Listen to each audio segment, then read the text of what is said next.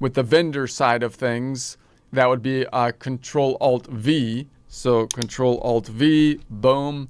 That's going to take us into the vendors. So again, if you were outside on the dashboard and you're on the payable side of things and you deal with accounts payable, you're communicating with the vendors, you would normally have to go to the expenses and then to the vendors. So Control-Alt-V would save you, in essence, 2 clicks to get there.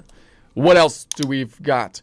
Run payroll vendors chart of accounts might be useful. Chart of accounts is in a few different locations, and this is one that QuickBooks changes a lot. It's under the cog is one location. You could go under lists here, and that's going to be one of the major lists, the chart of accounts. You can also find it over here in not the sales, it's in the transactions tab now, and then they put it into the chart of accounts. So it's kind of one of those underlying ones. So there's not like a perfect place to put that one.